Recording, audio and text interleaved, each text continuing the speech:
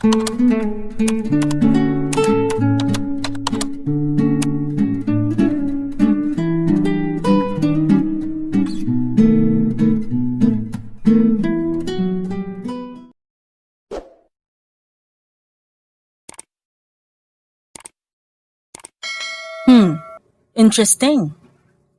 Mahinang bulong ni Daphne habang binabasa ng maigi ang mga nakasulat sa hawak niyang papel. Pagkatapos, napatingin siya sa lalaking nasa harapan niya. Magkasiklop ang kamay nito at pinapanood ang bawat kilos niya. Lady A. Ngayon ko lang narinig ang pangalang ito. Who is she? Tanong niya pa. That's your assignment, Mendez. Kailangan mong hanapin si Lady A. Sagot naman ng lalaki. Kaya't dahan-dahang nagsalubong ang kilay ni Daphne. How am I supposed to find her kung nilitrato ng babaeng yan ay walang nakalagay sa mga dokumentong narito? Umayos ng pagkakaupo ang lalaki bago nagsalita. And that's why you're an undercover agent. Nandyan ang lahat ng kailangan mong malaman. She's handling the biggest business in her province. She controls almost the whole city. And with her power, her identity remains a mystery. That's why I'm going to send you in that province. Within 2 months, kailangan mong malaman kung sino siya. Hindi na natin ito pwedeng patagalin. Habang hinahayaan natin siya, mas lalong lumalaki ang impluwensya niya. Hindi natin gugustuhin dumating ang oras na magagawa niyang paikutin ang buong mundo sa mga kamay niya. Napaayos na rin ang upo si Daphne sa narinig. Hindi niya nga gusto ang ideyang magagawang kontrolin ng kung sino man ang babaeng yun ang lahat. Dahan-dahan siyang tumango at mahigpit na hinawakan ng papel. I will do my best, sir. Please give me the address right away. Bukas na bukas, nilipad ako agad para masimulan ko na. Kilala mo ko, ayoko nagsasayang ng oras. At hindi ko hahayaang magpatuloy siya sa kasamaan niya. Napangiti ang lalaking kaharap nang marinig ang sinabi niya. That's what I like about you, Mendez. Alam kong sa'yo talaga nababagay ang assignment na ito. Here, take a look at this.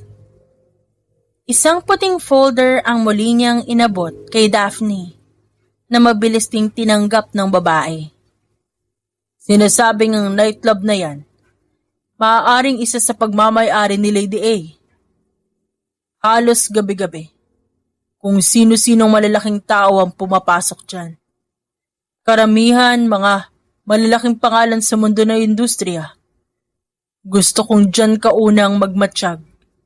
Take note of everything, dahil maaaring yun magamit bilang ebidensya.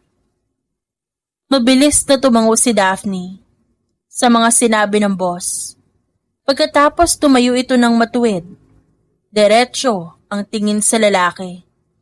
It's an honor for me that you trusted me with this case, sir. And by that, I guarantee you that within 2 months we'll have her. I won't let you down, sir. I know you won't. Good luck, Mendez.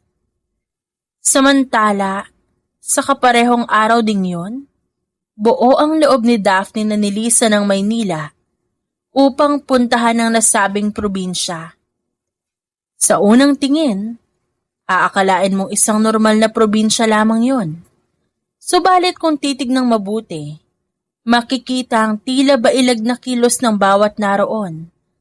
Tila ba may iniiwasang kung ano. Sino naman kaya si Lady A dito? Ilang oras na nakararaan pero wala akong makitang may potensyal na maaaring maging si Lady A. Mahinang bulong niya sa sarili habang tahimik na nagmamasid sa maingay na lugar. Wild and free. The way she acts seems so careless. Looks like a typical party girl to me. Dagdag pa niya habang nakatitig sa isang babaeng sumasayaw sa gitna. Pagkatapos ay muli niyang inilibot ang paningin. May nakita siyang babaeng prenteng nakaupo sa gilid. Bahagyang hindi naaabot ng ilaw ang pwestong yon kaya hindi niya maaninag ang mukha nito. Her posture screams elegance. But the way she moves also tells she doesn't possess the potential to be that heartless Lady A.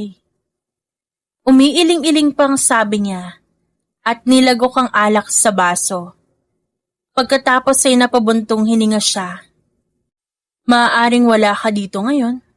Pero hindi ibig sabihin nun makakatakas ka sa krimen mo. Malapit ka na matapos, Lady A. What the hell? Gulat niyang sabi nang maramdaman ng brasong biglang pumatong sa balikat niya. Who the hell are you? Get your hands off me, or I'll extract it from your body. Pagbabanta niya sa lalaki ngayon ay tatawa-tawa dahil sa sinabi niya. Oh, I'm scared, babe. Mapang-asar na saad pa nito, habang nakalapit ang mukha kay Daphne. Samantala ng dahil doon, tinangkang tanggalin ni Daphne ang kamay ng lalaki. Subalit lalo lamang itong nagmatigas. Not so fast, babe. I need your help. And whether you want it or not, you will help me. And oh, I'm Anthony by the way. And you are? Napaikot ang mga mata ni Daphne. Whoever you are, I am not interested. And also, pilit siyang umiti sa katinanggalang kamay ng lalaki mula sa pagkakaakbay sa kanya. I believe my work is much more important than whatever help you needed. May hinahanap ako, so if you'll excuse me, pwede ka na umalis dito at sa iba ka na lang manghingi ng tulong, pwede? Napasipol si Anthony. May nakakalokong ngiti sa labi. Pagkatapos sumandal ito sa pader, ang mga kamay dahan-dahang dumulas sa bulsa ng suot na pantalon. What a coincidence. You help me. I'll help you. I don't need your help. Just leave and let me do my work. Agad na pagtanggi ni Daphne, subalit bakas ang determinasyon sa mga mata ni Anthony ng sandaling yon. Umayos siya ng pagkakaupo at pinakatitigan ng mabuti ang babae. Seryoso na ekspresyon ng mukha nito. Look, hindi ko alam kung tagasan ka. But I grew up here and to tell you the truth, I have lots of connections here. So if you help me, then I'll help you find whoever you're looking for. Nang marinig ang tinura ni Anthony, mabilis na napalingon si Daphne. Now we're talking. But if you only prove me na totoo yung sinasabi mo, show me your connections, Anthony. Utos niya. Umangat ang sulok ng labi ng lalaki. Pagkatapos tinaas ito ang kamay. Sa isang iglap lang, 3 lalaki nakasutang lumapit sa kanila. Nanlaki ang mga mata ni Daphne. Nang lingunin siya ni Anthony. See? Those are my men. Isn't that enough proof? Napataas ang kilay ng babae. Fine, ano bang tulong ang kailangan mo? At sa isang katulad ko na babae ka pa lumapit. Dahil babae ang kailangan ko. Madali lang ang gagawin mo. Just pretend you're my girlfriend and what? Look, we don't have to do it all the time. Only if she's around. Who? My girlfriend, I mean, my ex-girlfriend. I want her jealous so I can have her back again. And what makes you think you can win her again kapag nagselo siya? Taas kilay na tanong ni Daphne. Napatawa pa ito kay Anthony. Samantala, napakibit balikat lang ang lalaki. Kapag nagselo siya, marirealize niyang mahal niya pa pala ako. Once she did, she'll come crawling back at me begging. Fine, but you have to promise me first. Whether your plan works or not, tutulungan mo pa rin akong hanapin ang hinahanap ko. Tumango ng mabilis si Anthony at tinaas ang kanang palad bilang tanda ng isang pangako. Oh, hey. She's looking. Come here. Huwag ka magpapahalata. Biglang sabi ni Anthony kaya't sinubukang lumingon ni Daphne upang tingnan kung sinong babae ang tinutukoy ng lalaki. Subalit mabilis na hinawakan ni Anthony ang kanyang muka, kaya nagtama ang kanilang mga mata. Nakangiti si Anthony Hawak ang kutsarang may lamang pagkain at handang isubo kay Daphne. Umiti ka lang, kunwari sweet tayo. Tsaka sabihin mo na rin kung anong pangalan mo. Mahinang sabi ni Anthony kaya't pilit na naging pagngiti ni Daphne. Daphne, kailangan ko ba talagang kainin yan? Nag-aalang ang tanong ng babae. Tsaka mabilis isinubo ang pagkain. Nakangiti pa ito habang umunguya. Kunwari namang pinupunasan ni Anthony ang gilid ng labi niya. Ilang oras din na itinagal ng ganong setup nilang dalawa. Patuloy lang ang pagsakay ni Daphne sa mga pakulo ni Anthony kahit wala siyang ideya kung nasaan at sino ang ex na tinutukoy nito. Ang tanging alam niya lang mapapakinabangan niya naman ang lalaking ito. You know what? We used to dance together. Mahinahong sabi ni Anthony maya-maya at umayos ng pagkakaupo nang mapansing hindi na ulit nakatingin sa kanila ang ex niya. Nasaan ba kasi ang ex mo? Huwag mo sabihin yayayain mo rin ako sumayaw, Anthony. For your information, hindi ako sumasayaw sa ganitong klaseng lugar. Taas kilay na usal ni Daphne, kaya't awangan labing napatingin sa kanya si Anthony. Pagkatapos, dahan-dahan itong umisi. Well, you just gave me an idea. Sabi pa nito, at mabilis tumayo sabay hatak kay Daphne papunta sa dance floor. Ano ba, Anthony? Sinabi ko na nga hindi ako sumasayaw, di ba? Tigas na mukha mo, nakakainis. Ano gagawin ko dito? Pagalit niyang sigaw. Gustuhin niya mang bumalik sa pagkakaupo. Nasa gitna na sila ng dance floor. Sa gitna na maraming taong tila walang pakialam sa paligid. Subalit sa kabila nun, hindi nakaligtas sa paningin niya ang maamong mukha ni Anthony. Just sway your body along the music. Feel it. Feel the freedom. It's the raging freedom from your body. Let it out, Daphne. Malalim ang tinig na pagkakasabi ni Anthony. Dahilan kung bakit nanindig ang balahibos sa katawan ni Daphne. Dahan-dahan niyang iginalaw ang katawan. Sumunod sa agos ng musika. Hanggang sa hindi niya namalayang nag-e-enjoy na rin pala siya. Buong araw nakatitig lamang siya kay Anthony. Ramdam niya ang biglaang pagbagal ng pag-ikot ng kanyang mundo. Subalit naputo lang kanilang ginagawa. Nang maramdaman nito ang marahang haplos sa likuran niya, agad itong napaigtad at nilingon ng nakangising lalaki. Akmang magsasalita pa lamang sana siya nang biglang matumba ang lalaki sa sahig. At sa harap niya naroon si Anthony.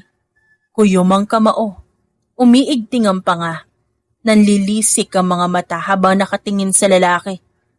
You don't have the right to lay a hand on my girl. Anthony, tama na. Let's not make a scene here. Just bring me somewhere safe. I still don't know yet where to go. Mahina siyang bumulong kay Anthony kaya tumango ito. You'll stay with me then.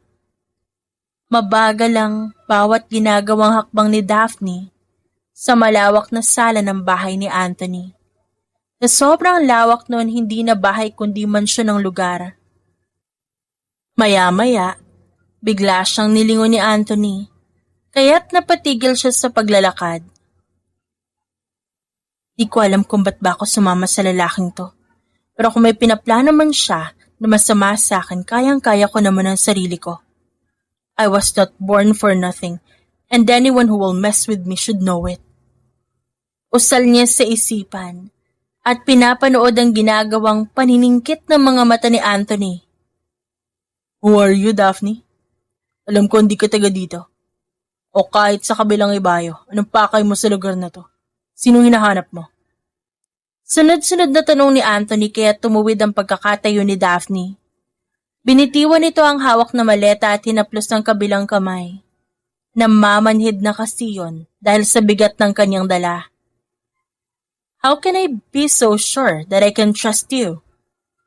Baka kasi hindi kita mapagkakatiwalaan.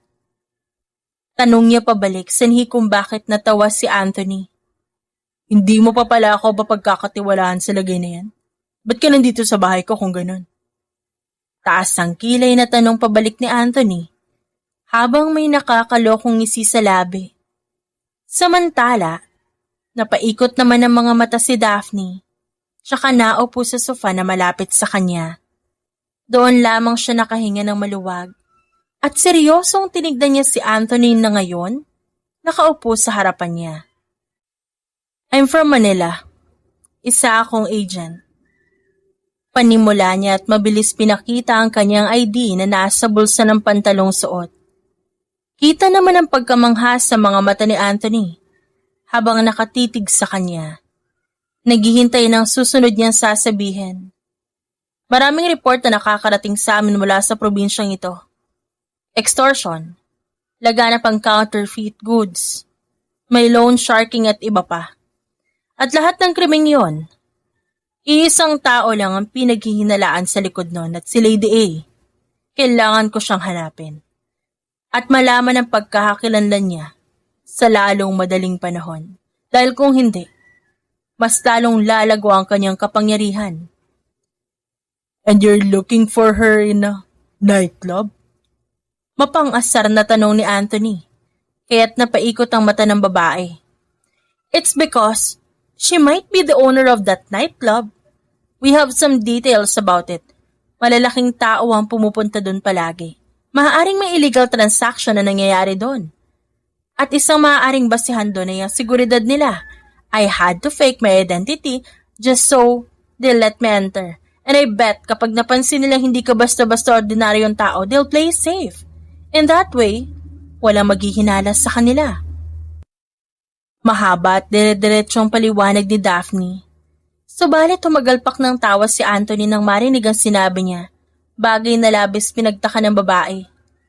Sinasabi mo si Lady A na mastermind na kasakiman sa mundo, ang may-ari ng nightclub na yon? Tumango si Daphne. Kunot pa rin ang noo sa reaksyon ng lalaki. Samantala umiling-iling naman si Anthony. Imposible ang sinasabi mong yan, Daph. How sure are you, Anthony? It's because I know the owner of the nightclub. You do? Ang ex-girlfriend ko at ang may-ari ng nightclub na yun ay iisa. Her name is Astrid. At kabaliktaran niya si Lady A na sinasabi mo. She's too innocent for that, and her face screams incapability of doing such awful things. She's caring. Napapangiti si Anthony habang nagkukwento. Isa yun sa mga dahilan kung ba't ko siya mahal na mahal. Hindi siya gahaman sa pera, in fact, halos lahat na meron siya. Pinamimigay niya sa mga nangangailangan, kaya kung ako sa'yo, sa iba ka maghanap, wag sa lugar na yon. Dahil wala doon ang hinahanap mo. Sandaling natahimik si Daphne. Tila ba duda siya sa mga binitawang salita ni Anthony. Pero isang nightclub na yon sa pinaghihinilaang pagmamay-ari ni Lady A. It's on the top of our list, kaya nga yun ang una kong pinuntahan dahil mas malaki ang chance ng doon ko matagpuan si Lady A. Then you're mistaken. Alam ko hindi pa tayo masyado magkakilala para pagkatiwalaan mo ako ng ganito. But you have to. In that way, hindi masasayang ang oras mo sa wala. Si Astrid ang may-ari ng nightclub na yon at hindi si Lady A. But anyway, kung magmapatigas ka, wala akong magagawa. Napatitig si Daphne nang ipatong ni Anthony ang paa sa mesa sa harap nila. Pagkatapos muli siyang magsalita. Hindi yan maaari. Paano mo ipapaliwanag ang naglalakihang negosyanteng nagpupunta doon? Bakit mahigpit ang security sa nightclub? You know what? Wala naman akong dapat pakialam kung magsayang ka ng oras eh. Dahil lang sa gusto mong paniwalaan yung nasa isip mo. But because you're helping me, then I'll do you a favor. First of all, it's a high-end club. Natural lang na mahigpit ang security sa ganung lugar. Hindi lang din ordinaryong tao ang talaga nagpupunta doon. Pangalawa, tulad ng sinabi ko, matulungin si Astrid. She runs a charity that aims to help those in need. Yung mga negosyanteng sinasabi mo, pumupunta sila doon to relax and to donate for Astrid's organization.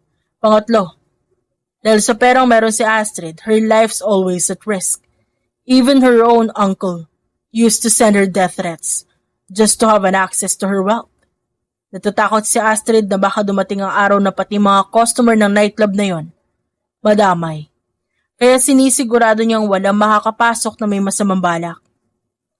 She's thinking about everybody's safety. That's how thoughtful she is.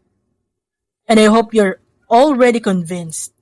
Because believe me, I know her. Mahabang paliwanag ni Anthony. Subalit ganun pa man may kakonting pagdududa pa rin kay Daphne. Kitang-kita yon sa kanyang mga mata. Maya-maya, napangiti si Anthony nang may isang ideyang pumasok sa isip niya. I know how to prove it. How? Binaba nito ang paa sa sahig. Lumipat ng upo sa tabi ni Daphne at malapad ang ngiti nito dahil sa naiisip niya. Bukas, o kahit sa susunod na araw, I'll invite her to dinner and I'll introduce you as my new girlfriend. And that way, you'll know kung dapat kang mag-proceed sa plan B mo o kung magpapatuloy ka pa rin paghinalaan na nightclub na yon. On the other hand, may sasagawa rin natin ang plano ko at the same time. It's a win-win situation. Are you in? Dahan-dahang tumango si Daphne. Magandang idea nga yon. Pero kung sakali mang totoo ang sinabi ni Anthony, ibig sabihin, sadyang magaling magtago si Lady A. Sa dami ng krimeng ginagawa niya hanggang ngayon walang nakakakilala sa kanya. It's not surprising though. People with such power can manipulate everything. But as long as I'm here, hindi ko hahayaang magtagumpay ka, Lady A. Hahanapin kita kahit saang sulok ka man magtago. Saad naman niya sa isip. What is this all about, Anthony? Kung ang dahilan ng pagpunta mo sa akin ay tungkol sa relasyon natin. I already told you, wala na tayong dapat pag-usapan pa, di ba? Diretsong saad ni Astrid. Isang araw nang sa wakas na tuloy na rin ang pagkikita nila. Isang maliit na restaurant lang yon, subalit kay Anthony, paboritong restaurant yun ni Astrid. Easy. Ang rason lang naman kung ba tayo nandito ay... Anthony! Mahinang sinipa ni Daphne ang paa ni Anthony sa ilalim ng mesa. Abang pinanlalakihan niya ito ng mata. Natawa naman si Anthony sa kanya, tsaka marahang umiling. Well, I just wanted to say sorry for everything I've caused you. I know I am such a jerk. That's why I'm here and, well, I brought my girlfriend. To prove her that I've changed. Nanlalaki ang mga matang napatingin si Astrid kay Daphne, na simpleng nakangiti sa kanya. Oh, hi! Ngiting bati ni Astrid. Ang boses ito ay malaanghel sa pagiging maamo. Hi, so ikaw pala si Astrid. Sagot ni Daphne. Tsaka simpleng sinipat ng tingin si Astrid mula ulo hanggang paa. Anthony must be so jerked to waste a woman like you. Dagdag niya kaya't nahihiyang napaiwas ng tingin si Astrid. Pagkatapos kinuha nito ang menu na nakapatong sa mesa. Yes, but I just hope na hindi niya gawin sa'yo. Kasi ako na talaga makakalaban niya. Sagot pa nito tsaka mahinhing nagtaas ng kamay. We'll have a medium rare steak and give us your best-selling wine, please. Sandaling tumingin sa kanila si Astrid na may maamong ngiti sa labi. It's my treat. Salamat nga pala sa libre. Grabe ang sarap nga dito. Makaraan ng ilang minuto, nagsalita si Daphne nang masimulan niyang lantakan ng pagkain sa harap niya. Napapapikit pa siya habang umunguya. Ngumiti naman si Astrid. Kahit sa paraan ng pagkain nito halatang hindi pagiging makabasag pinggan. Yeah, it's nothing. So, Anthony, ba't mo naisipang dito tayo tatlo mag-dinner? You know you could bring your new girlfriend. I'm sorry, what's her name again? Daphne. Muling ngumiti si Astrid. At tiningnan si Anthony na lihim na natutuwa. Ramdam niya kasing gumagana ang plano niya sa klase ng pagtatanong ni Astrid. You could bring Daphne to a nicer place. I mean, there's a lot of restaurants here. Samantala bago magsalita, sandaling binitiwan ni Anthony ang hawak na kutsara, tsaka inabot ang kamay ni Daphne. Pagkatapos, tinignan nila pareho si Astrid. Kapansin-pansin ang kung anong emosyong dumaan sa mata ng babae kaya lalong napangisi si Anthony sa isip. My baby's not materialistic and besides, she wants to try it here. Dahan-dahan ang ginawang pagtango ni Astrid nang marinig yon. Tsaka nito nilagok ang wine sa baso. Well, I really do hope you've changed, and I'm happy for the both of you. I think I have to go. I have to run errands. It's nice meeting you, Daphne. Pasimple itong tumingin sa phone. Hindi na nito naubos ang pagkain dahil bigla itong nawalan ng gana. Samantala mabilis namang tumayo si Anthony. Hatid na kita sa labas. Nagulat pa si Astrid sa pagpresenta ng lalaki. You don't have to. No, I insist. Sagot naman ni Anthony tsaka sila nagtanguan ni Daphne. Walang nagawa si Astrid kundi ang tumango, kaya't naiwan mag-isa si Daphne na tahimik lang pinapanood ang dalawa na maglakad palabas. Nagsasabi ng totoo si Anthony. Ibig sabihin hindi nga si Astrid si Lady A. Sa tono ng pananalita niya, sa itsura at maging sa kilos. Malabong siya ang hinahanap ko. Kung ganon, saan ba talaga tunay na matatagpuan ang Lady A na yon? Uobra naman kaya ang sinabing connection ni Anthony. Pero bakit pati siya parang walang alam tungkol kay Lady A? Napuno ng maraming katanungan ang isip ni Daphne. Sa lahat na naging trabaho niya, ngayon lamang siya nakaranas ng mga panang kasagutan. Sa isipan niya ay talagang ang hindi basta-basta si Lady A. Masyado niya itong minaliit. Gayon pa man hindi siya susuko. Ang lalim naman ang iniisip mo. Kanina pa yan simula na makauwi tayo. Biglang sumulpot si Anthony sa likuran niya. Gabing-gabi na yon, umiihip ang sariwang hangin. Habang pareho sila nakatayo sa labas ng bahay. Bahagya pang nakayakap si Daphne sa sarili. Nang lingunin niya si Anthony. Iniisip ko lang kung paano ko hahanapin si Lady A. Ngayong napatunayan mong masyadong ang malayo si Lady A kay Astrid. Sagot niya sabay hinga ng malalim. Humakbang naman si Anthony para tapatan siya. Ang mga kamay nito'y parehong nasa bulsa ng suot na pantalon. I've heard about her before. She's the most powerful person here. She controls almost the whole city. Kaya mahihirapan tayong hanapin siya. Maaari kasing pagtakpan siya ng nakararami. You know how money can make everything possible. Sandali niyang tinignan si Daphne. But don't worry, di naman ako marunong bumali sa pangako.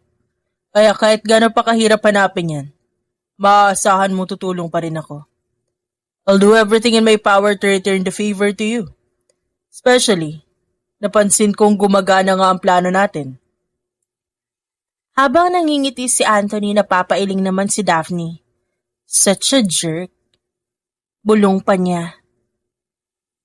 Halos wala na palang stocks dito. Saan na kaya si Anthony? Magpapaalam sana ako mamimili ng groceries sa malapit. Mahinang bulong ni Daphne tsaka sinara ang fridge. Habang inililibot ang paningin. Ilang araw na rin na nakararaan. At sa loob ng mga araw na yon, halos wala pa ring progress sa paghahanap niya kay Lady A. At umaasa lamang siya sa koneksyong sinasabi ni Anthony. Baka may importanteng ginagawa yon. Tamang-tama ipagluluto ko siya para may makain siya pagdating niya. Nangingiti pa si Daphne habang sinasabi yon. At maya-maya rin nga lang, umalis na siya ng bahay. Malapit lang naman ang grocery store doon kaya nilakad niya na lamang yon. Habang iniisip kung ano nga ba ang bibilhin niya. Sa ilang araw nila magkasama ni Anthony, magaan ang loob niya sa lalaki.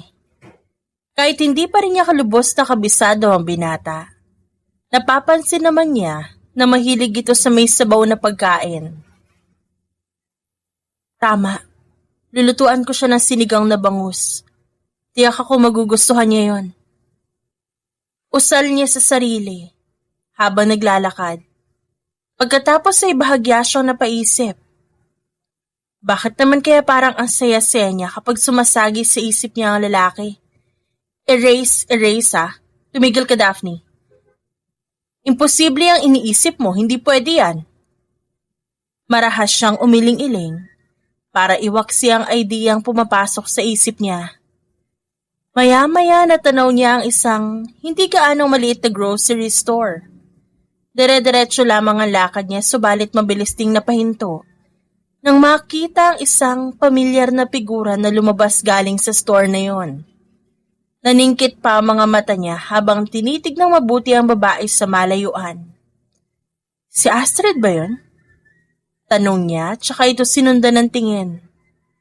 Pinanood niya ang pagsakay ni Astrid sa isang kotse, kasama ang mga lalaking nakakulay itim, katulad ng mga lalaking alalay ni Anthony. Ba't naman siya magsasama ng ganong karaming alalay sa grocery store? Napakros ang kanyang mga braso. Subalit maya-maya lang din, napatango siya tsaka nagpatuloy sa paglalakad nang makaalis na ang sasakyan ni Astrid. Ganon kasi talaga kapag mayaman. Aniya pa at tuluyang pumasok sa tindahan. Subalit mabilis ding napuno ng pagtataka na mapansin ang ayos ng paligid. Anong meron? Sa lubong ang kilay niya habang lilingalingas sa paligid. Bahagya kasing magulo ang mga panindang nakapaskil doon, habang ang iba nasa ayos pa rin naman ng lalagyan. Dahilan kung bakit halatang sinadyang guluhin at ikalat ang mga produktong nasa sahig. Miss, ayos ka lang ba? Ba't parang namumutla ka yata tsaka ano nangyari dito? Bumagyo ba dito sa loob at ganito ang ayos ng paninda nyo? May halong birong tanong niya na makalapit sa babaeng nasa cash register. Namumutla ang buong mukha ng babae. Halata rin ang panginginig sa katawan nito. Si Lady A kasi. Tila ba nagpanting ang tenga ni Daphne nang marinig ang pangalang yun? Lady A? Nasaan siya? Nakita mo ba kung sino siya? Natatandaan mo ba kung ano itsura niya?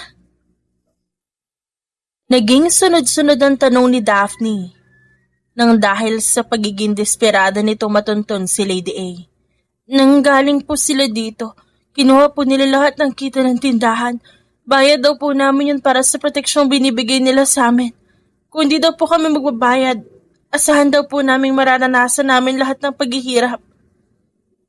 Nanginginig ang tinig ng babae habang nagsasalita. May butil ng luha sa gilid ng mata. Lumapit naman si Daphne tsaka nito inabot ang kamay ng babae.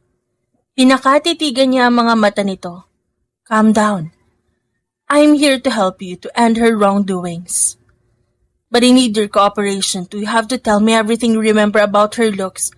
Makakatulong yan para mapadali ang paghahanap ko sa kanya. Mahinahon pa niyang sabi. Subalit mabilis na umiling-iling ang babae. At takot nitong binawi ang kamay mula sa pagkakahawak niya. Hindi pwede, mapapahamak ang pamilya ko kapag nagsalita ako. Napaawang ang labi ni Daphne. Pero yun lang ang paraan para matigil ang lahat ng ito. Pangungumbinsi niya, kaya't sandaling inilibot ng babae ang paningin sa paligid. Pagkatapos ay diretso niyang tiningnan sa mata si Daphne. Alam ko hindi ka taga rito. At mahigpit ay pinagbabawal sa lahat ng mga nakakita na kay Lady A ang ipagsabi ang katauhan niya sa mga dayo dito. Pasensya na. Gustuhin ko man, ayoko malagay sa alanganin ng pamilya ko. Mas mabuti kung ikaw na lang mismo ang makadiskubre kung sino siya. But she won't know anything about this. Halos manigas ang panga ni Daphne sa pagpipigil ng galit. Hindi sa babaeng kausap kundi sa sarili niya. Pagkakataon niya na sana yun, kundi lang siya nahuli ng dating. Huwag mong maliitin ang kakayahan ni Lady A. Marami siyang matatenga sa paligid. Kontrolado niya ang lahat. Hindi basta-basta ang taong gusto mong banggain. Mag-iingat ka, miss. Oh, saan ka galing? Ba't parang pinagsakluban kaya na langit at lupa sa itsura mong yan? Mabilis na naagaw ni Anthony ang atensyon ni Daphne nang magsalita ito. Napaawang pa ang labi ng babae. Nang makita naghihiwa ng gulay si Anthony, kauuwi niya lang at hanggang ngayon pilit pa ring pinoproseso ng isip niya ang pangyayari kanina. Di ba dapat tinatanong din kita ng ganyan? Tanong niya pabalik kaya't napatingin sa kanya si Anthony. Pagkatapos, sa mga hawak niyang pinamili. Namili lang ako, wala na kasing stocks dito sa bahay. Mahinang sagot ng lalaki habang nakatingin pa rin sa mga dala ni Daphne. Itinaas yun ng babae sabay na pangiti. I did the same. Ay nako Anthony, kalalaki mong tao hindi ka marunong maghiwa. Here, let me teach you. Muling sabi ni Daphne tsaka mabilis na lumapit sa lalaki. Sandali niyang inilagay ang pinamili sa counter table, tsaka pumwesto sa likod ni Anthony. Mula doon, iginiya niya ang kamay nito sa tamang paraan ng paghawak ng kutsilyo. Dahil doon masyadong magkadikit ang mga balat nila. Bagay na parehong ikinabilis ng tibok ng puso nilang dalawa. Ayan, dapat sakto lang ang hiwa, hindi masyado malaki. Hindi rin masyado maliit. Pagsasalita pa ni Daphne pagkatapos, itinabingi nito ang ulo. Sakto namang nilingon siya ni Anthony kaya muntik ng aksidenteng magdikit ang kanilang labi. Mabilis na napalayo si Daphne ng matauhan. Ramdam niya ang biglaang pagtayuan ng mga balahibo sa katawan at ang mabilis na pintig ng puso niya. At sa sobrang lakas nun, natatakot siyang baka marinig yun ni Anthony. Samantala, hindi din mahanap ni Anthony ang eksaktong salita. Hindi niya alam kung ba't siya natutuwa sa pangyayaring yon. Hindi niya alam kung bakit may kakaibang saya siyang nararamdaman sa puso niya. Hindi lang dahil sa sandaling paglalapat ng kanilang labi, kundi sa tuwing nakikita niya si Daphne para bang nakakalimutan niya ang lahat. Daph. Dahan-dahang napalingon si Daphne nang banggitin ni Anthony ang pangalan niya. Nang magtagpo ang kanilang mga mata, bumalik sa alaala niya kung paano naglapat ang kanilang labi. Gabi na yon at dahil sa pagiging tulala niya sa nangyari kanina, hindi niya na namalaya ng oras. I just wanted to apologize for what happened earlier. I didn't mean that. Believe me, I know I am a jerk, but I truly respect you. Diretsong saad ni Anthony at dahan-dahang lumapit kay Daphne. Naupo siya sa tabi nito at hinintay ang magiging sagot ng babae. Samantala, napahinga naman ng malalim si Daphne bago sumagot. Pasikretong iniisip kung kahit papaano, may kakaibang naramdaman si Anthony sa halik na yon. Ayos lang, kasalanan ko din naman. Siya nga pala, kanina dun sa grocery store, na malapit dito nang galing dun si Lady A. Ang kaso hindi ko siya naabutan. I tried talking to that woman in the cash register, pero hindi niya sinabi sa akin kung sino si Lady A. Dagdag ni Daphne at nilingon si Anthony na nakatingin kung saan. I guess you're right. Kontrolado niya lahat kaya mahirap talaga siyang hanapin. She knows how to play hide and seek. Para bang lahat nakita niya ng mangyayari. Kaya pinaghandaan niya lahat ng to para maiwasan. Bumugas siya ng hangin. Halos 2 linggo na ako dito. 2 buwan lang ang time frame na binigay sa akin ng boss ko. I promised that I'm not going to let him down. Pero hanggang ngayon wala pa ring progress. Speaking of it, I think you have to see this. Maya-maya sumagot si Anthony. Tsaka inabot ang puting folder na agad ding inabot ni Daphne. What's this? Nagtatakang tanong ng babae tsaka yun binuksan. Tahimik niya yung binasa. It's a gambling place nearby, allegedly owned by Lady A. Di naman masyado malaki ang probinsyang ito. Kaya kung may paglalaanan siya ng oras, matutuntun din natin siya in no time. Nandiyan na lahat, including the address. Pero hindi kita pwedeng samahan, nor my man. Bago ka lang dito, kaya hindi pwedeng mapunta sa iyo ang atensyon nila. Yeah, I understand. Kaya ko naman ang sarili ko. Not when you're in trouble with her. I wanted to make sure you're safe. And just in case something happens, I wanna know where you are. Kaya may nilagay akong bracelet sa bedside table sa kwarto mo. May GPS yun para alam ko ang location mo. Please always wear it. Sagot ni Anthony, dahilan ng lihim na pagngiti ni Daphne. Kaya't muli niyang tinignan ng lalaki na nakatingin din pala sa kanya. At doon, nagtagpo ang kanila mga mata. You don't sound like a jerk at all, Anthony. How come you managed to break Astrid's heart when you're that caring, huh? We were college when I met her. Her angelic face stole my heart the moment I laid my eyes on her. Alam mo yun? Yung feeling na siguradong-sigurado ka na. Yung mapapasabi ka na akin to, sigurado ako. And I did everything, not just to impress her, but to win her heart. Nagpupuyat ako kakasulat ng love letters. Because I learned from a friend. She loves handwritten love letters. I went abroad just to buy specific chocolate she's craving. Lahat ginawa ko. Until I eventually won her heart. Buong akala ko bad boy ka. But it turns out you're one of a kind. Pero ano nangyari? Bakit pala kayo nag-break? I found out something about her and it broke me. Di ko matanggap so I chose to hurt her. Damn it. Nung nakita ko sa mga mata niyang nasaktan siya, kinain ako ng pagsisisi. I was so scared. Scared to lose her. But it's too late.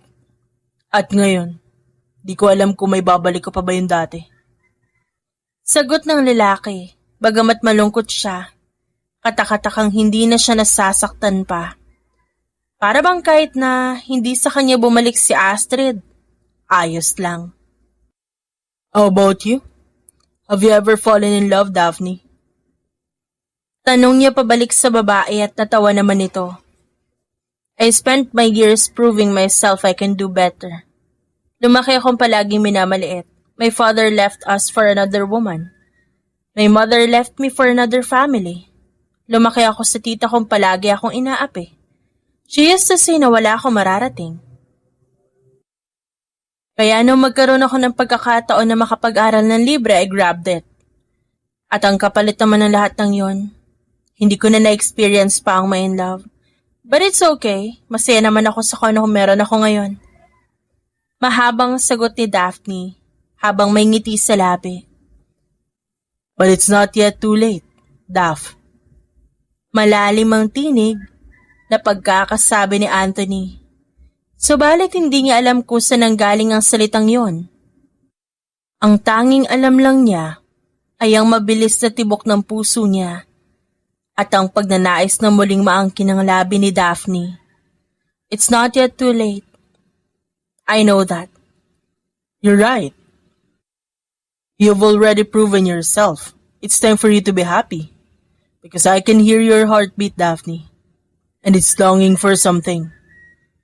Samantala, napapikit si Daphne habang unti-unting nilalapit ang mukha ng lalaki sa kanya.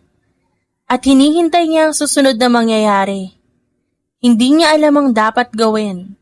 Tama si Anthony. Sobrang lakas ng pintig ng kanyang puso. Halos mabingi siya sa lakas nito. Anthony. Tanging naiusal niya nang tuluyang magtagpo ang kanilang labi. At nang gabing yon sa ilalim ng kumikinang na bituin, kapwa nila isinuko sa isa't isa ang kanilang sarili. Hindi man umayon ang tadhana sa kanila, alam nilang hindi nila pagsisisihan ang gabing yon. Samantala kinabukasan, agad na pabangon si Daphne nang maalimpungatan siya. Napagtanto niya na lamang na nasa kwarto na siya nang ilibot niya ang paningin.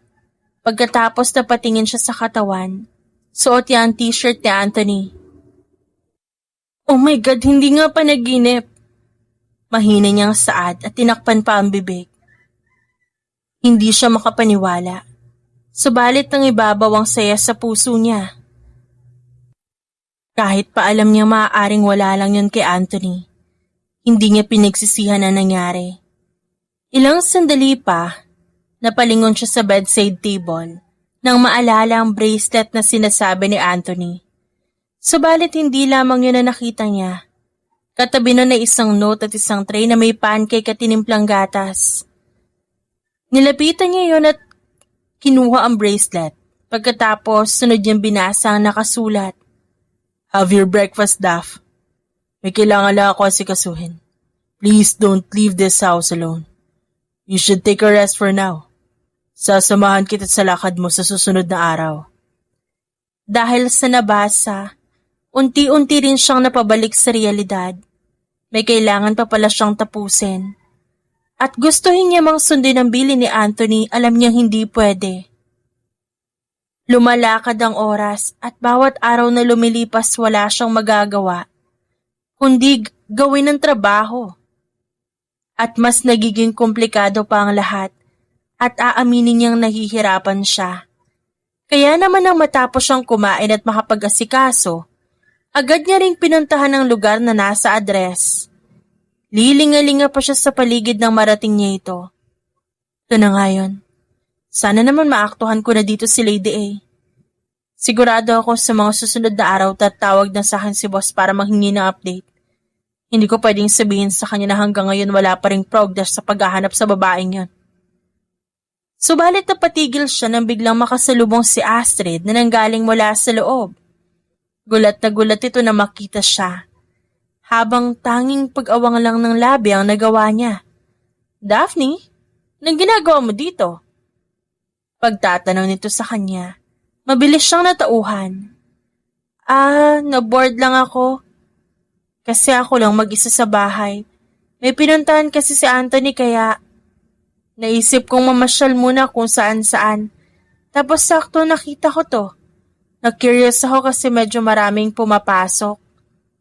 Pakunwari niyang sinilip ang loob bago binalik ang tingin kay Astrid na hanggang ngayon, hindi pa rin nawawala ang gulat na ekspresyon sa mukha nito.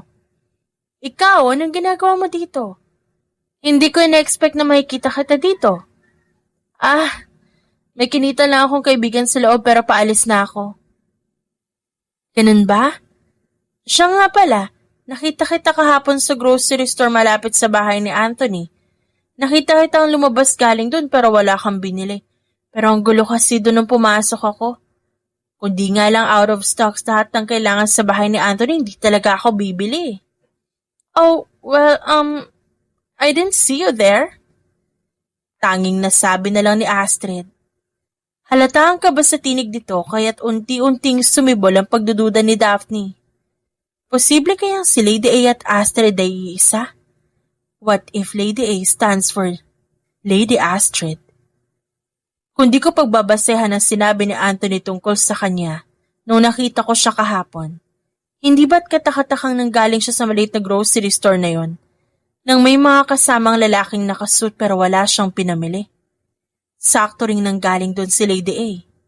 There's a possibility that while Lady A was doing her dirty job there, she was also in there. But she looks so unbothered. Pangalawa, ba't siya nandito? Her alibi is actually not convincing. Pero kung totoo nga lahat ng hinala ko, ba't walang alam si Anthony tungkol dito? Is it possible he's protecting her? Pero kung ganun, ba't niya ibibigay sa akin na address na lugar na to? Hey, are you okay? Parang natulala ka. What's bothering you? Naputol ang mahabang pag-iisip niya nang muling kausapin ni Astrid. Hawak na nito ang kabilang braso niya kaya't peke siyang napangiti. Inaalala lang ako. Sige, pasok muna ako maglilibang lang. Mabilis niyang sabi tsaka nilagpasan na si Astrid. Subalit hindi pa man din siya tuluyang nakakahakbang, narinig niya ang muling pagtawag sa kanya ng babae. Gusto ko lang sana itanong kung talaga bang magkasama kayo ni Anthony sa isang bubong? I heard it from a friend and well, never mind. Just curious, that's all. Pilit nang umiti si Astrid. Yes, he wants me to stay with him. That's why. Simpleng sagot ni Daphne habang napapakibit-balikat pa. Tsaka pinanood ng pagdaan ng kung anong emosyon sa mga mata ni Astrid. Tumango ito sa kanya bago tuluyang tumalikod at maglakad palayo. Nang maiwan siya mag-isa, Tsaka lamang siya ulit, pilit na ngumiti. Mukhang gumagana na nga ang plano ni Anthony. Alam niyang ikatutuwa yun ng lalaki. Subalit paano naman ang puso niyang nahulog na rin sa patibong na yon? May pag-asa kayang saluhin yun ni Anthony? Samantala, "Hi, miss." Isang lalaki ang kumindat sa kanya nang tuluyan siyang makapasok sa loob. Tinapunan niya lamang ito ng tingin, tsaka dire-diretsyong naglakad. Subalit mabilis siyang sinundan ng lalaki. "Kung ako sa'yo, wag mo akong tatalikuran habang kinakausap kita. Di mo gugustuhin kapag nagalit ako." Usal ng lalaki ngunit wala pa rin itong nakuhang sagot mula sa kanya. "Hoy, nangiinsulto ka ba? Kilala mo ba kung sino ako?" "Whoever you are, I'm not interested. Hindi ikaw pinunta ko dito, kaya pwede ba? Tigilan mo ko." Dire-diretso niya sagot nang harapin niya ang lalaki. Nanlisik ang mga mata nitong nakatingin sa kanya. Lalo pang umigting ang panga nito nang marinig ang sagot niya. "Aba, di ko gusto ang tabas ng dila mo. Talagang sinusubukan mo ako?" Umamba na suntok ang lalaki kaya't inihanda ni Daphne ang sarili upang saluhin ang kamao nito. Subalit hindi pa man din. Hinarang niya na isang lalaki. "Pre, hayaan mo muna. Mukhang di siya taga rito. Di niya alam patakaran dito." Usal ng lalaki kaya't dahan-dahan ding ibinaba ng isa ang kamay. Pagkatapos tumingin ito kay Daphne. "Pasalamat ka may pumigil sa akin. Pero sa susunod di ko na ito palalampasin." Pasensya ka na dun sa kasama ko ah. Mainitin talaga ulo nun tsaka self-centered eh." "Ayos lang, pero salamat din." Nagbabakas sakaling makita niya si Lady A. Gayon pa man hindi pa rin mawaglit sa isip niya si Astrid. Kapag wala akong makitang kahinahinala para maging si Lady A, sisimulan ko alamin ang katauhan ni Astrid. Bahala na kung ano isipin ni Anthony. What matters here is to find Lady A as soon as possible. Bulong niya sa sarili at pinagpatuloy ang pagmamasid sa paligid. Ilang oras din ay tinagal niya doon. Masakit na rin ang paa niya sa kakalakad-lakad at paikot-ikot. Subalit wala siyang makitang naroon na maaaring maging si Lady A. Kung kaya't mabigat man sa kalooban niya, napagdesisyonan niyang lisanin na ang lugar. Napabuntong hininga pa siya ng tuluyan siyang makalabas. Subalit hindi pa man din niya naihahakbang ang mga paa. Naramdaman niya ang matigas na bagay na tumamas sa ulo niya. Unti-unti, naramdaman niya ang pag-ikot ng kanyang paningin, hanggang sa tuluyang dumilim ang paligid at mawalan siya ng malay. Makalipas sa ilang oras, naalimpungatan si Daphne nang marinig niyang tumunog ang kanyang cellphone. Tinangka niya yung kunin sa lapag, subalit napagtanto niyang parehong nakatali ang kamay at paa niya. Sa halip, pinanood niyang pulutin yun ni Astrid. "Sakto at kising ka na pala. Ako na lang magbabasa ng text para sa'yo ah." Nakangiting sabi ni Astrid. Ibang-iba ang tono ng pananalita nito ngayon, kaya't napatiimbagang si Daphne. "I knew it. Ikaw si Lady A. Kailangan malaman to ni Anthony. He doesn't deserve a heartless woman like you. Sigurado akong siya mismo ang pupuksa sa'yo kapag nalaman niya ang babaeng hinahangaan niya. Kabaliktaran sa inakala niya." "Well, congrats, you guessed it right. Ang problema, what can you do if you're tired here?" Kahit si Anthony hindi kayo pagtatanggol eh. Simula noon ako lang pinaniniwalaan niya. "Oh, speaking of Anthony, he's texted you." "Daph, where are you? I have something to tell you. Kilala ko si Lady A." Napangisi si Daphne nang marinig yon. "See? Sa mga oras na to, alam na ni Anthony kung sino ka talaga. I'm sure he's burning with anger right now because you fooled him. At ngayon pareho na naming alam ang lahat. Malapit ka na matapos, Astrid. Magwawakas na rin ang kasamaan mo."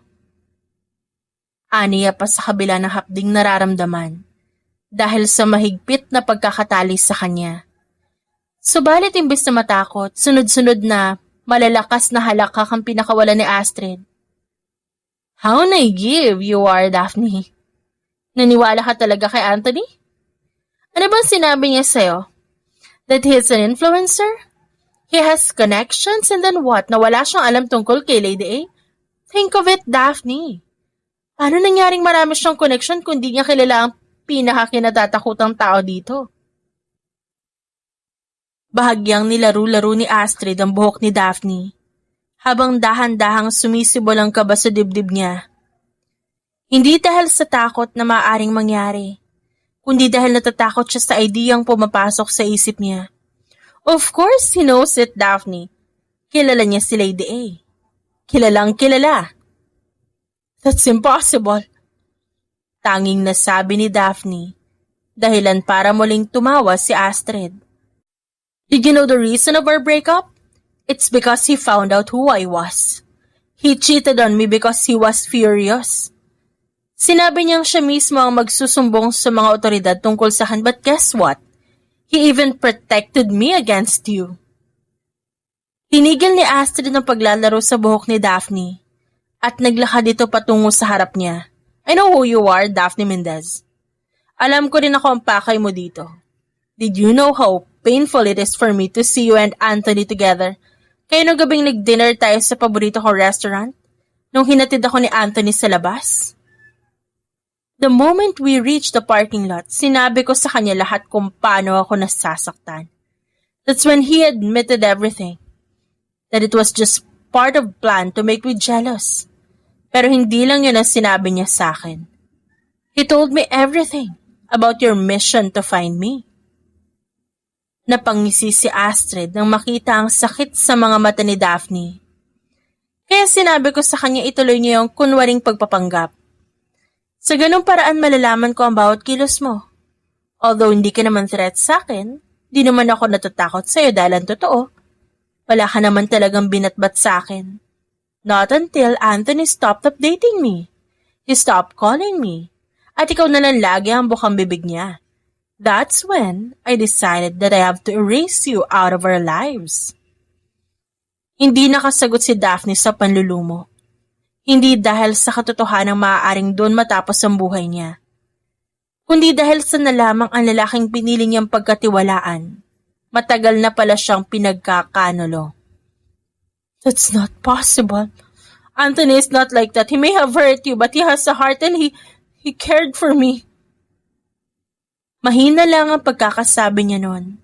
Subalit hindi yun nakaligtas sa pandinig ni Astrid. Kaya't muling umalingaw-ngaw ang pagtawa nito sa apat na sulok ng silid. Laking Maynila ka nga, no? Dali mo utuin. Is that how a secret agent behave? Easily manipulated? What a shame. Napayoko si Daphne sa narinig. O let me guess, umasa ka rin ba? Siguro inisip pa rin kahit paano magkahagusto sa'yo si Anthony, no? Asa ka pa? Kahit kailan hindi magkahagusto sa iba si Anthony dahil sa akin lang siya. Walang pwedeng umagaw sa kanya kahit ikaw pa, Daphne. And if I have to erase you from our lives, I will! Simple at lihim na napangiti si Daphne sa mga narinig. Hindi niya naman yan inisip, pero aaminin niyang hiniling niya rin yon. Subalit sa kabila ng kakaibang sakit na nararamdaman niya sa dibdib, nagawa niya pa ring tingalain si Astrid. Pilit na pinipigilan ng luha. That doesn't and can never stop me from doing my job. I may have failed for now, Astrid, dahil masyado kang magaling mambilog ng ulo ng tao. But I will make sure tatapusin ko ang laban na to. Hindi ako babalik sa Maynila nang hindi ka kasama at mas lalong hindi ako lalabas dito ng talunan. Sa'yo na si Anthony. Ngayon ko lang naiintindihan ng lahat kung ba't masyadong malupit sa akin yung tiyahin ko nagpalaki sa akin. Para pala masanay ako sa sakit. Para pala magkaroon ako ng lakas na lumaban sa kabila ng sakit. Now that I have found you, Lady A, pinapangako ko sa iyong hindi na magtatagal ang kasamaan mo sa mundo. May halong galit sa tinig ni Daphne habang sinasabi yon. Samantala, magsasalita na sana si Astrid nang umalingaw-ngaw ang malakas at sunod-sunod na putok mula sa labas. Bumilis ang tibok ng puso ni Daphne. Iniisip niyang si Anthony yon at narito ito upang iligtas siya pero alam niyang imposible. What the hell is happening? Did you call a backup? Pagalit na tanong ni Astrid, tsaka mabilis na nagtipa ng kung ano sa cellphone niya. Tumatawag ito ng backup kung sakaling ang naroon ang mga kasamahan ni Daphne. Subalit maya-maya pa bumukas ang pinto ng silid. Iniluwanan si Anthony na may hawak na baril. Your men think I'm an enemy. I had to protect myself. Malamig na usal ni Anthony kay Astrid. Dahan-dahan namang umiti ang babae. Anthony, good thing you're here. I was just about to end her life. Any last message for this fool? Nakikinig lang si Daphne sa pag-uusap ng dalawa. Habang palihim niyang pilit kinakalasan ng pagkakatali sa kamay. Unti-unti niya ring nakukumpirmang totoo ang sinasabi ni Astrid. Kahit kailan, sa babae lamang susunod si Anthony. Handa itong ipahamak ang ibang tao para lang kay Astrid. Subalit natigilan siya nang biglang tinutok ni Anthony ang baril sa kanya. Walang kahit na anong emosyon ang mga mata nito, kaya't mapait siyang ngumiti. Dahil napagtanto niyang sa kabila na nangyari, nang sandaling yon, hindi niya magawang itangging mahal niya si Anthony. Kahit kapalit pa nun ang pagkawasak niya. Let me do the honor, milady. But before that, you have to give me your gun. Alam ko kung gaano ka ka-impatient, and I don't want to spoil this moment. I want you to enjoy watching me unalive her. Ngumisi si Anthony kaya't napangisiring inabot ni Astrid ang baril nang walang pag-aalinlangan. I like that, Anthony. I just loved it that you know how to please me. Now do it. Pull the trigger, my love. Pag-uutos pa ng babae.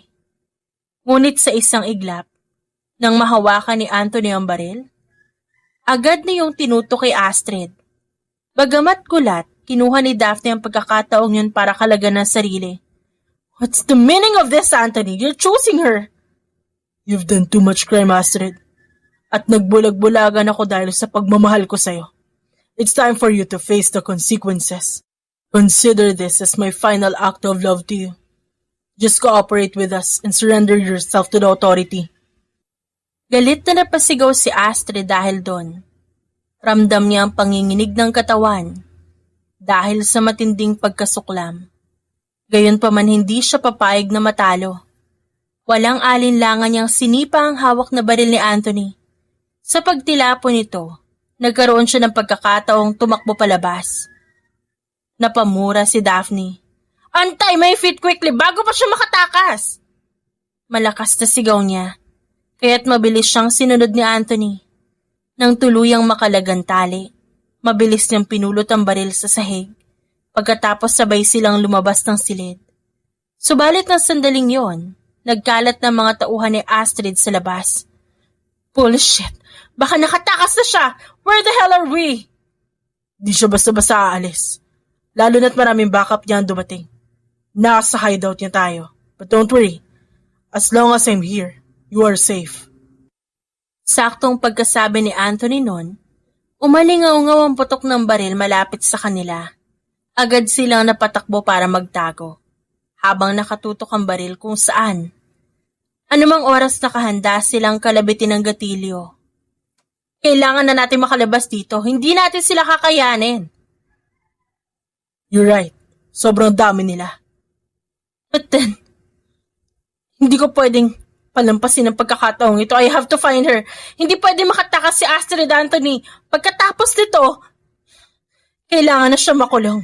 Okay, pagod na ako. I can't stay here for so long. Daphne, marami ka pa natitirang oras para hulihin siya. What matters now ay alam mo kung sino si Lady A.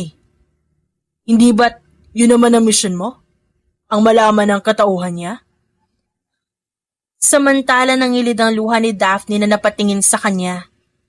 You're still protecting her, aren't you?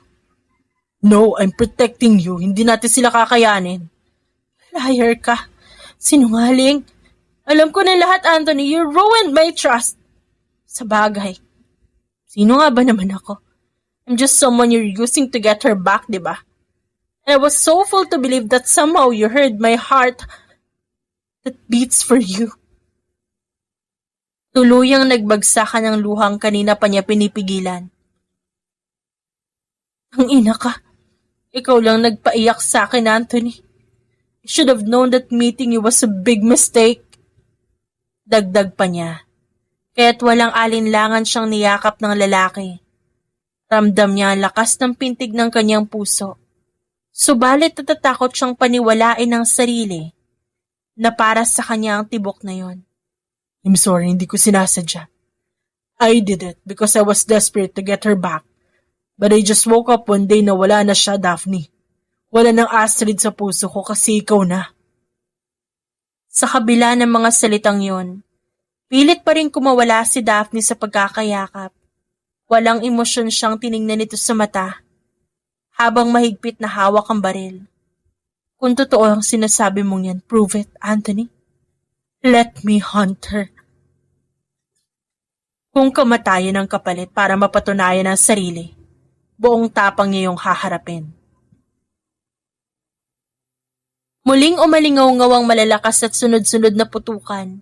Putok dito, ilag doon ang ginawa ng dalawa. At sa bawat makakasalubong, walang alinlangang kalabit na gatilyo ang ginagawa nila. Halos kalahating oras din ang tinagal bago sila hinihingal na napaupo sa sahig. Nakatakas na siya. Mahinang sabi ni Daphne kaya't umiling-iling si Anthony. Believe me, when I tell you she doesn't accept defeat. Agad naman yung inabot ni Daphne ang kamay ng lalaki. Inalalayan siya nito sa pagtayo. Pagkatapos, sunod-sunod na palakpakan narinig nila. Sumulpot si Astrid kung saan nakangiti at may bitbit na baril. How romantic! It's funny that you betrayed me the way you betrayed that fool, Anthony. But anyway, I don't need a man in my life. To be honest, bagay nga kayo eh. Pareho kayong hangal. Bahagyang umabante si Daphne para harapin to. Ako kasi sumuko ka na lang, Astrid. Para hindi na tayo magkasakitan pa. Tumawa lamang ito. Pagkatapos sa inyo ang huling halakhak? Hindi, Daphne. Hindi. Over my dead body, you have to kill me first bago mo ako mahuli. Sagot ni Astrid pagkatapos tiningnan si Anthony. I loved you, Anthony. Pero sa ganitong paraan lang pala tayo magtatapos. I chose to forgive you for the first time but I don't give third chances. Kung di ka lang din naman pala sa akin mapupunta, mabuti pang walang makinabang sa'yo na kahit na sino. Matapos niyang sabihin yon, agad niyang pinatok ang baril ng walang takot at walang alinlangan. Agad bumagsak ang katawan ni Anthony sa sahig. Habang mabilis tumakbo si Astrid. Anthony! Malakas na sigaw ni Daphne sa pangalan ng lalaki. Tsaka mabilis yung nilapitan. Nakangiti ito sa kanya habang hawak ang tagilirang may tama ng bala. Go, chaser. Malayo ito sa bituka, I'll be fine. Darating din ang tulong maya-maya. I called your office earlier. Bago magpunta dito. They'll be here any minute now. You should not let her escape. I love you. Hindi nito alam ang isasagot. Subalit ramdam niya ang paru-parong kumukulo sa kanyang tiyan, nagkakagulo at umiikot-ikot. Hindi pa ito tuluyang nakakalayo dahil sa taas ng suot itong heels, kaya't mabilis niyang naabutan si Astrid. Tinangkapan ni Astrid na barilin siya. Subalit, mabilis siyang nakailag. Ilang minuto pa sila naghabulan hanggang sa wala nang matakbuhan si Astrid. Freeze! Lady A! You're under arrest for multiple crimes done in this province. You have the rights to remain silent. Any words from you can and be shall use against you. Aniya at mabilis kinabit ang poses sa kamay ni Astrid. Samantala, makaraan ng ilang linggo, how are you, Mendez? Tanong ni Josh, ang boss ni Daphne nang pumasok sa opisina nito. Galing sa 2 linggong bakasyon, ang dalaga, binigay sa kanya bilang reward sa pagkakahuli kay Lady A. I'm fine and ready to face another battle, sir. Well, as of now, wala pa tayo natatanggap na bagong case. But I called you here to personally tell you that I'm proud for the courage you've shown upon hunting the Mafia Queen. Nakapagpasalamat na rin ako dun sa lalaking tumawag sa amin para sabihin ang kalagayan mo ng araw na yon. He's your hero. That's why we made sure he's fine. Wait, what's his name again? Andre? Anthony. Yes, Anthony. Sinagot ng ahensya natin ang pagpapagamot sa kanya. Sa kabutihang palad, no major injuries has been done. And in fact, nakalabas na siya ng ospital na nakaraang araw. He kept asking about you. I'm curious, Mendez. How did you two meet? Well, in the nightclub, but it's nothing serious, sir. You didn't give him my address, right? Of course not. It's against our policy, but anyway, you can go to this address.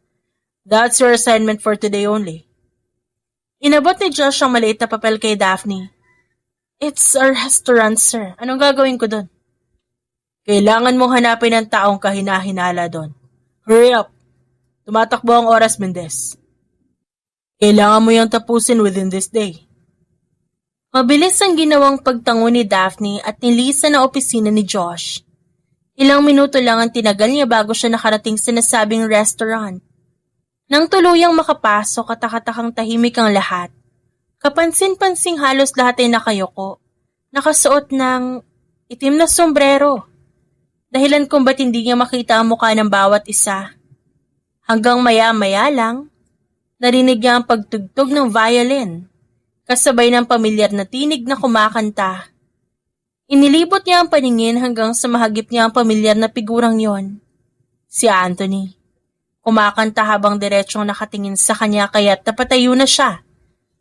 Nang muli niya ilibot ang paningin, tsaka niya lamang napansing mga kasamahan niya sa trabaho ang lahat ng naroon. Daphne Mendez, I know I've caused you pain. Hindi rin naging maganda ang naging simula natin, but I swear that mistake made me realize how much you really mean to me. And right now, I want us to start all over again. No more betrayals, no more fake relationship, no more pretending. Halata ang kaba sa tinig ni Anthony.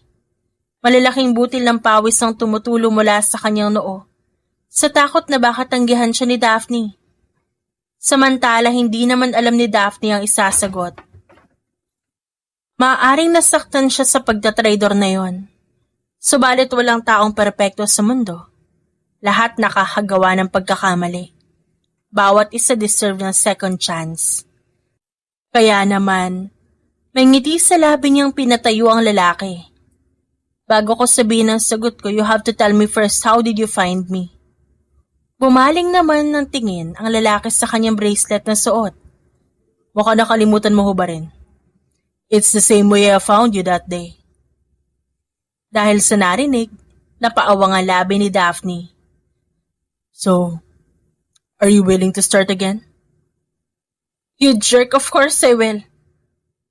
Tuwang-tuwa naman ang lalaki. Napatalon-talon pa ito. Subalit di nagtagal. Agad kumala sa pagkakayakap si Daphne nang maramdamang tila hinahalukay ang kanyang sikmura. Mabilis siyang nagtungo sa palikuran upang doon dumuwal. Ilang minuto ang lumipas na makabalik siya sa loob. Malapad na ang ngisi ni Anthony. I knew it. Kailangan nating madaliin ang relasyon natin. Magpakasal tayo bago pa lumaki ang tiyan mo. What? I'm not pregnant, Anthony. We'll see. Subalit, katulad nga na sinabi ni Anthony, totoong buntis nga si Daphne. Kaya naman ginawa ni Anthony ang lahat para mairaos agad ang kanilang kasal. Hindi lamang dahil sa pagbubuntis si Daphne, kundi sabik siyang maiharap ito sa altar at patunayan sa lahat ang pagmamahal niya. I promise to love you endlessly, Daph. I will be the best husband and father, and in front of God and to everyone who's here witnessing our marriage, I promise that our home will be filled with love and joy. Pasimple muna at marahang hinaplos ni Anthony ang tiyan ni Daphne. Pagsabi ng pare na pwede niya nang halikan ng asawa, marahan niyang inangat ang belo at unti-unting inangkin ang labi ng asawa. At kasabay noon ay ang pangakong kailanman, hinding-hindi nila iiwan ang isa't isa. The relationship started with a lie, but love chose to rewrite the truth. And in the end, it's not the truth that actually set them free. It was love. The end. If you like the story, please like and subscribe for more wonderful stories. Paalam!